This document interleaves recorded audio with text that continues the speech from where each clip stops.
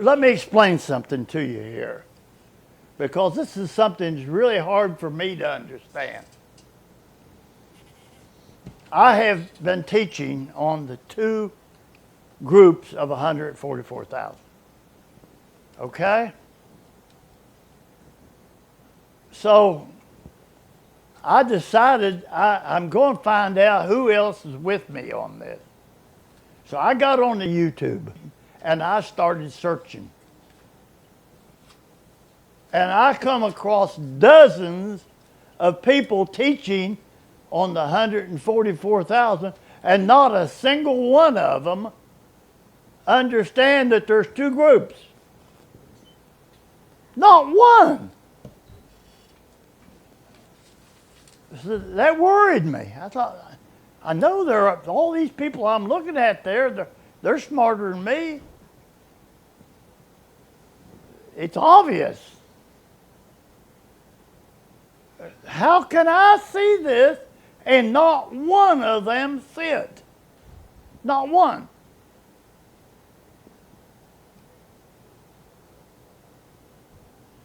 So I had to start searching myself. Well, maybe I'm in it wrong. Reminds me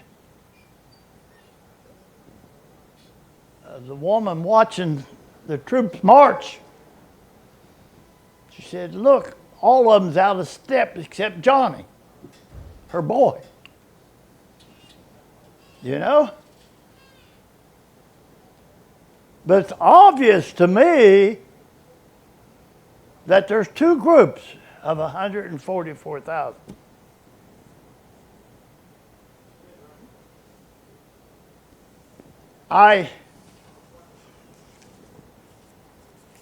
I've been doing an awful lot of studying. And something that's been bothering me is I know that Paul and Barnabas and some of the other guys, Apollo, and some of them went to these Greek places. None of them went anyplace else except a Greek or Roman. That was it. No place else. I don't understand how come nobody can see that. See, I have a problem understanding why other people can't see what I'm seeing. And then I get upset if they say something different. I shouldn't. I should just understand that not everybody sees and understands what I do. What bothers me is talking, Brother David brought up the serpent seed, and I asked him to speak up because I had that in my mind there. It bothers me because both Peter and Jude said that the serpent seed, the beast, that they speak about things they understand not. Both Peter said that and Jude. So that bothers me because I know that there are more of them than they are of us, probably. But I've read all the writings of Ignatius. He lived from 108 to 140 AD. He was the big shot. He was the one who taught Clement and Polycarp. Although Polycarp was supposed to have been a student of John, but that's not been proven. But all of Ignatius' writings are available for you to read. They're all there. He wrote most of his writings to the Ephesians. What bothers me is Ignatius and Clement of Rome and Polycarp and Clement of Alexandria. Those are the four big names of the people who were supposed to be carrying forth what Paul and Barnabas and Peter and James and John were teaching?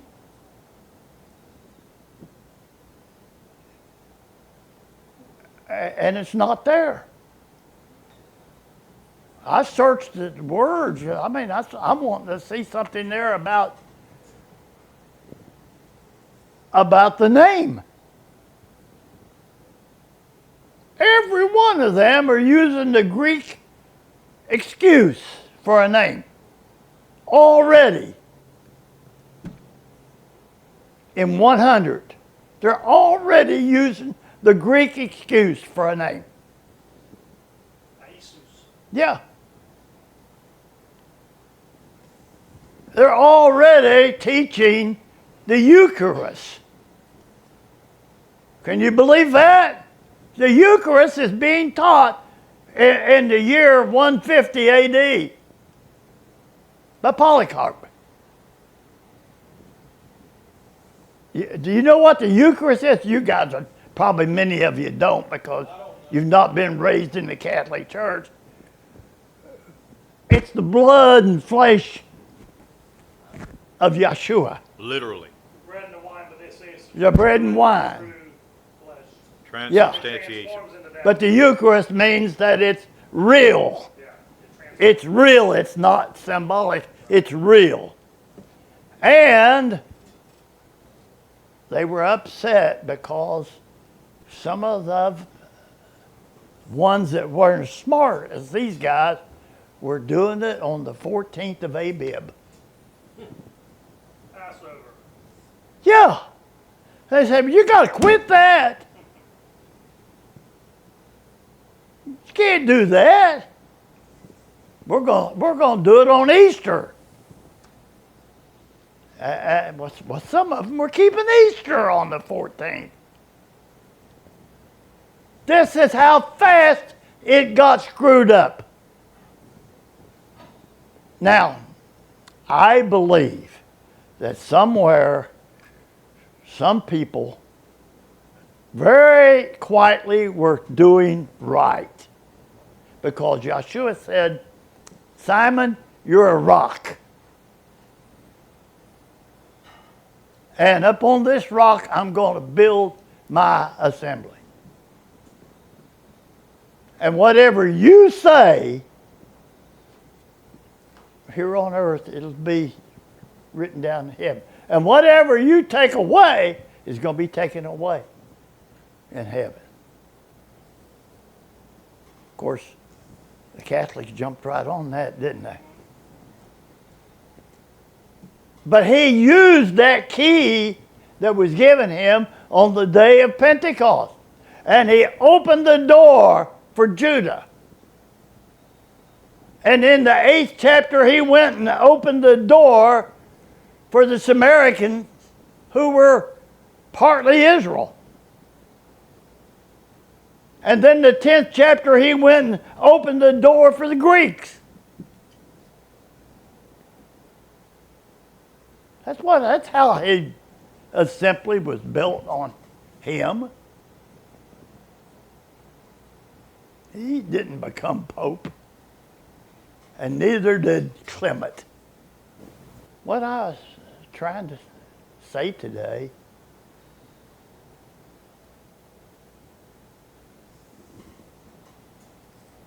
is that I'm sure that somehow, somewhere, Yahshua brought some people through. But there's no record of it. And there's no group out there anywhere today of a bunch of spiritual Israelites. They're not there. And the fleshly Israelites have no idea who they are. It's beginning to come through to some of them. The two groups of 144,000 in Leviticus, Paul, 23, 10, 11, and 12. This is the law of the first fruits, speaking to the children of Israel, and say unto them, when you come into the land which I give unto you, you shall reap the harvest thereof. Then you shall bring a sheaf of the first fruits of your harvest unto the priest. And he shall wave the sheaf before Yahweh to be accepted for you on the morrow after the Sabbath. If you can see up there, you'll see that what you see up there is the week of Yahshua when he was crucified. On Tuesday evening there, after sundown, he kept the Passover. Early that day, Wednesday, while it was yet dark, they come and captured him and took him all day and finally put him on the cross. And at the end of the day, he died and was put in the tomb at the end of that day. And you got day one would be the end of the day. The world calls it Thursday. We call it Yom Kamishah. And then Friday is the second day. And Sabbath all day long until right before sundown is the resurrection. Now, according to John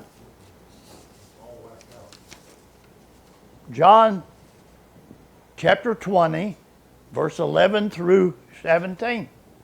Now Miriam stood without at the sepulchre, weeping, and as she wept, she stooped down and looked into the sepulchre, and seeth two angels in white sitting, the one at the head and the other at the feet, where the body of Yahshua had lain. And they say unto her, Woman, why you weepeth? She saith, Because they have taken away my Rabbi, and I know where they have laid him. And when she had said thus, she turned herself back and saw Yahshua standing. And she didn't know that it was Yahshua. And Yahshua said unto her, Woman, why are you weeping? Whom seeketh you? And she, supposing him to be the gardener, said unto him, Sir, if thou have borne him hence, tell me where you've laid him, and I will take him away. And Yahshua said unto her, Miriam. And she turned herself and said unto him, Rabboni, which is to say, Master. Yahshua said unto her, Touch me not, for I am not yet ascended to my Father. But I go to my brethren and say to them, I ascend unto my Father and to your Father, and to my Elohim and your Elohim. So here stands Miriam at the tomb. Turn to Matthew 27, 50, 51, 52, and 53. Let's see what happened 3 days before this. And at this time. And when he cried again with a loud voice, he yielded up the spirit. And behold, the veil of the temple was rent in twain from the top to the bottom. And the earth did quake, and the rocks rent. And graves were opened, and many bodies of the saints which slept arose, and came out of the graves after his resurrection,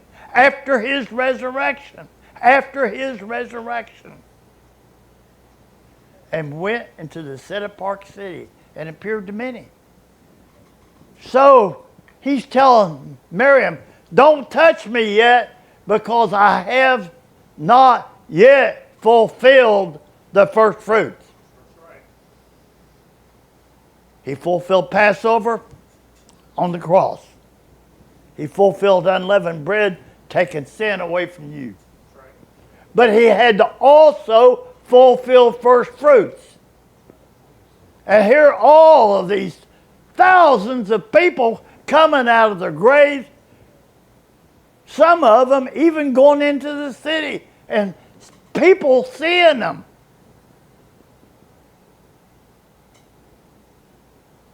But suddenly they disappeared.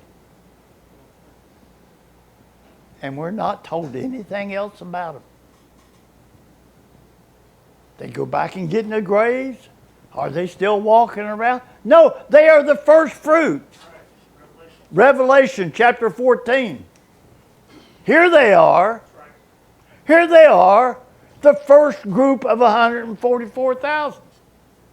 And I looked, and lo, a lamb stood on Mount Zion, and with him 144,000, having his names written in their forehead. You know something that amazed me? I watched, before service today, I watched a whole bunch of these people who were teaching on the 144,000, and not one of them could figure out the name being in them. That name's on you, sister. It's right there. It's on you, brother. It's in me. Right there. It says both their names are on there. His name and his father's name. And I heard a voice from heaven, voice of many waters. That's the voice of a great thunder. I heard the voice of harpers harping their heart. And they sang as it were a new song before the throne and before the four beasts and the elders. And no man could learn that song but the 144,000 which were redeemed from the earth. These are they which were not defiled with woman, for they are virgins. And that does not mean they're all male. Don't think it means they're all male. Because the woman that's talking about there is that woman that you read about in the 17th chapter of Revelation, riding upon the beast. They were not defiled with her because they were before her. We don't know who they were and when they were. And I said the other day, I don't know how the name got on them. And Brother Steve got up there and walked back there and looked, and he said, I know. In Numbers chapter 6, said right there, said, and I'll put my name upon them. And that is the first group. It says, these are they that were not defiled women, for they are virgins.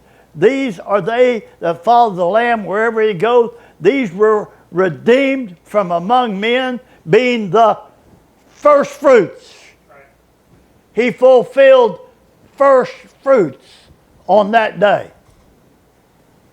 Now, after that, the same day, that evening, he said, come here, put your hand, put your finger here in the hole. Stick your hand in the hole here. You don't think that's me?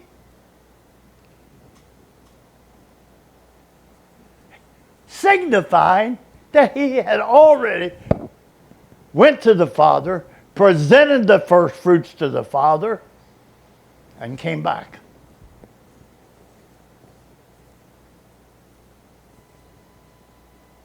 Now, there again,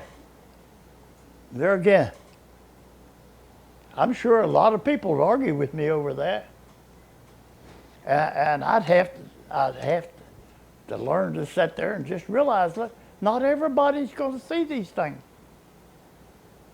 Not everybody's going to understand what he's showing to me. I'm hoping that you can, that I'm trying to make it as plain as possible. I'm not putting myself out to be any brilliant person. Wouldn't take you very long to understand that that's not true. You got people sitting in this room right here, much smarter than me. The only thing I can tell you is he chooses something base to show his truth. That's all I can say.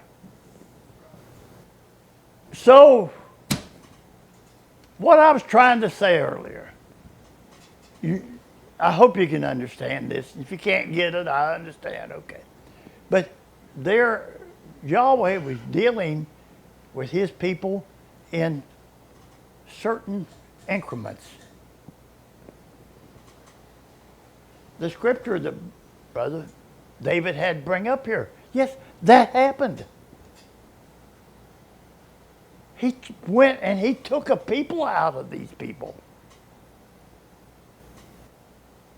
Where are they now? Where is the church of Ephesians? Where's the Philippians? Where's the Galatians?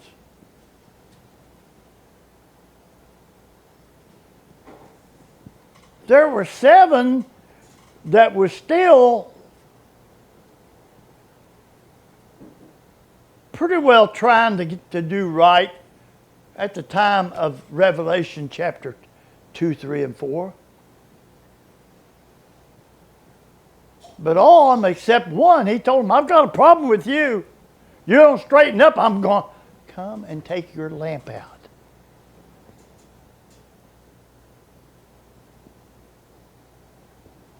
Them lamps is the Spirit. I'm going to come and take the Spirit away from you.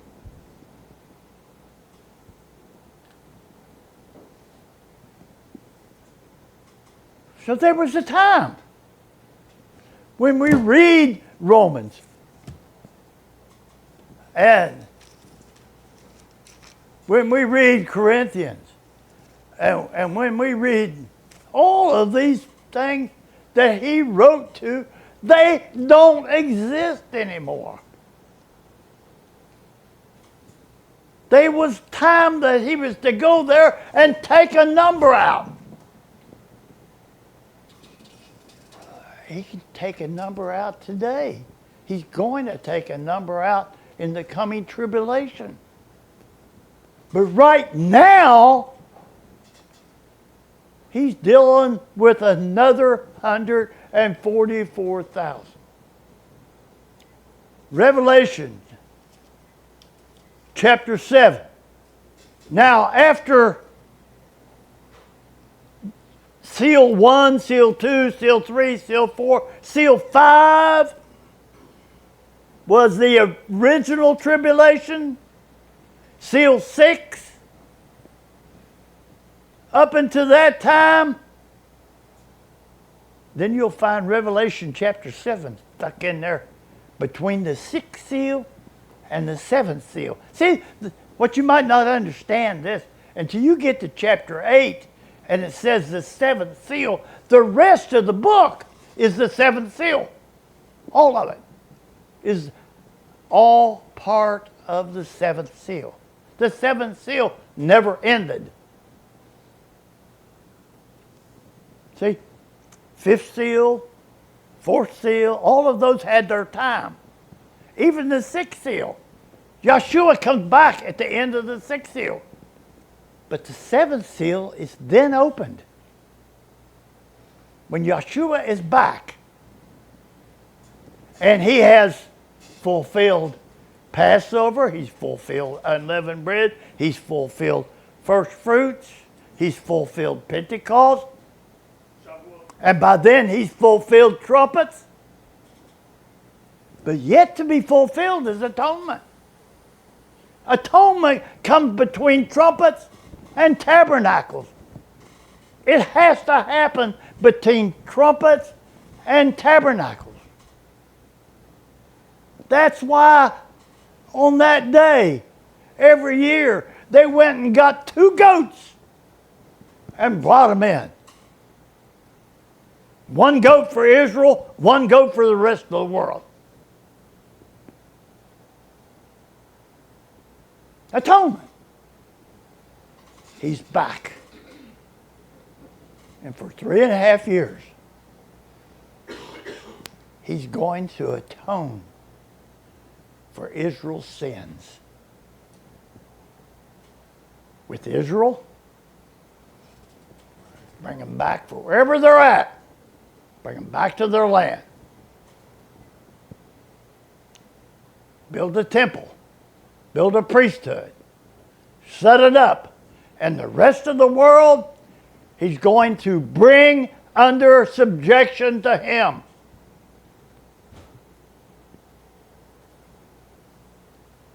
That's what that 7 seals starting. That's what it's about. Those 7 trumpets that are blown. Those 7 vials that are poured out. That's all on the rest of the world. Bringing the rest of the world into subjection to him. And that group that no man can number,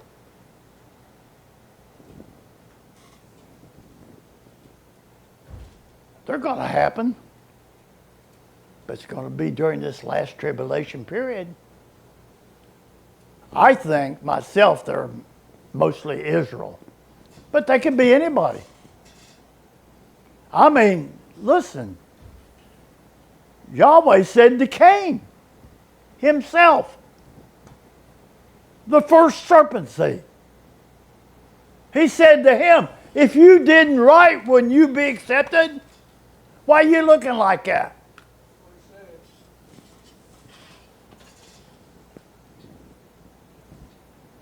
I'm not saying anybody can't be saved because they weren't born Israelite. I'm just telling you that that's not where we're at now. I hope you can understand this. That's not where we're at. We're at the time of the sealing of this last 144,000. He said, I saw 4 winds, angels, spirits, come to destroy. He said, no. Don't destroy. Don't tear up anything until we have sealed the servants. And I looked and seen there were 12,000 Judah, 12,000 Reuben, 12,000 Levi, 12,000 Manasseh, 12,000 Ephraim, 144,000. Dan didn't make it. I'm sorry. I've told you why. You can read it yourself in the 48th chapter of Genesis. But it's all Israel. And that's where we're at right now. And that's why I was sitting there crying. Why can't we see? Listen, I am hoping that this gets on the YouTube. I'm hoping that this message goes out. I don't know of any other way to put it out. I know that Yahweh is able to handle everything. And when he's ready,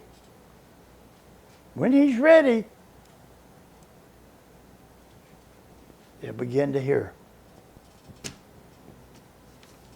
I think we started out in the 1990s. And I've told you before how that I got the name. Others get the name different ways, I guess. But I don't know how many thousands now have been immersed in the name of Yahshua. But I believe it when 144,000, when that last one is immersed, that those 4 angels of heaven, the 4 before the throne, will be freed to do the destruction. Revelation chapter 18. I taught this Wednesday the day the world calls Wednesday. And one person, it really struck their heart and said, I want to be baptized now.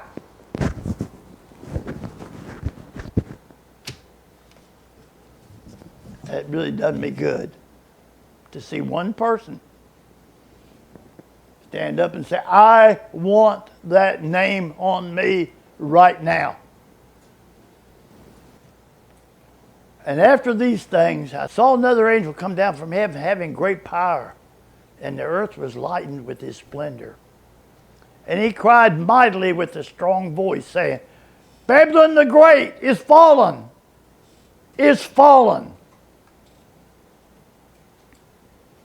and is become the habitation of devils, and the hold of every foul spirit, and a cage of every unclean and hateful bird. That's where you are living. That's the sewer that you're living in. For all nations have drunk of the wine of the wrath of her fornication. And the kings of the earth have committed fornication with her. And the merchants of the earth are waxed rich through the abundance of her delicacy. And I heard another voice from heaven saying, Come out of her, my people, that you be not partakers of her sins, and that you receive not her plagues. For her sins have reached into heaven, and Elohim has remembered her iniquity. Now, I really don't know how he's going to handle this, but I haven't found anybody on the YouTube preaching this. Not one person is preaching. The fact is that they have to be sealed with his name. Sometimes if you want to read something that you'll laugh at, just go on to YouTube and type in 144,000. Read what they have to say. And they're all smarter than me. That's what gets me. I didn't see one of them on there that I thought, man, I'm as smart as he is.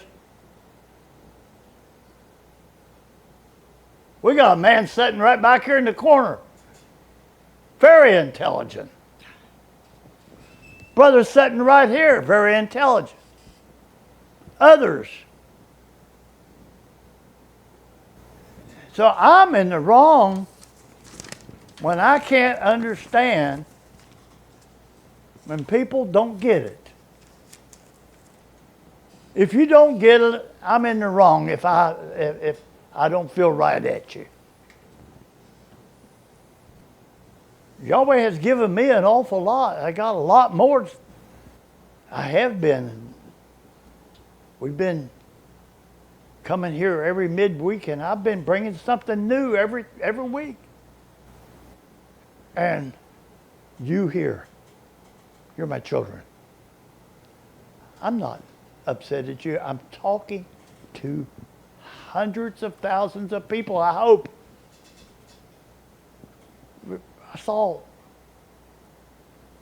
I was watching the one we did this last Wednesday, and they've been 20 people get on there and watch it since.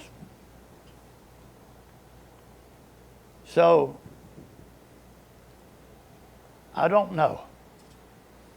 All I can tell you is this is what he's revealed to me. I hope you can get it. If you can't, it's okay.